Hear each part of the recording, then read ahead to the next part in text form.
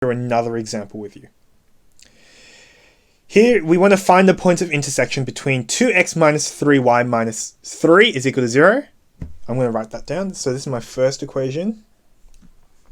So I've got 2x minus 3y minus 3 is equal to 0. That's my first equation. And 5x minus 2y minus 13 is equal to 0. That's my second equation. Now, when we're trying to find the points of intersection, what you need to note is that often that's what it means. Points of intersection is what it looks like graphically. However, we can still use the algebraic methods that we were using with solving simultaneous equations to actually help me find points of intersection. And that's what hopefully you saw when we did this first example. I solved this first using algebraically by solving simultaneous equations. And what that actually corresponded to, my solutions when I solved it algebraically gave me the graphical points of intersection. And so that's how these two are connected. So if you want to find the points of intersection, you can solve it simultaneously. If you want to find the simultaneous solutions, the solutions of the simultaneous equation, you can graph it and actually find where the those two solutions happen to be. So, for this example, when I'm trying to find the points of intersection, I'm actually going to try and solve them simultaneously. So when I'm trying to find points of intersection, I'm going to solve them simultaneously. So here I've got these two equations. Now, hopefully you'll notice that these two equations, they are linear functions. If you remember, we had from last term when we looked at linear functions can be ax plus by plus c is equal to 0. And this is called our general form. So we can solve these two equations, these two linear functions together. So what I'm going to do here is I'm going to use the elimination method. I'm going to try and eliminate one of the coefficients of one of the, not coefficients, one of the pronumerals by either adding or subtracting the two equations together. Now, what you'll notice here is that when we did the elimination method, we wanted to check the coefficients of the pronumerals. Unfortunately, none of them match.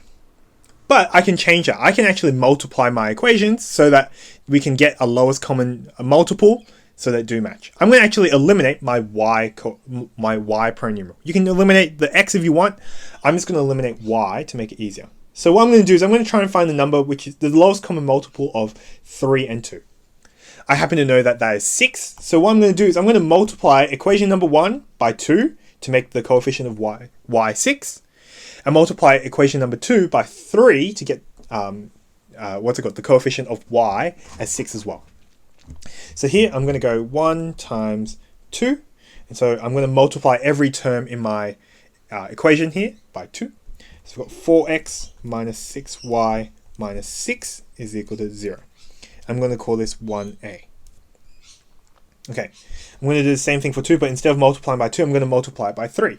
So here I'm going to get 15x minus 6y minus 39 is equal to 0, and that's 2a.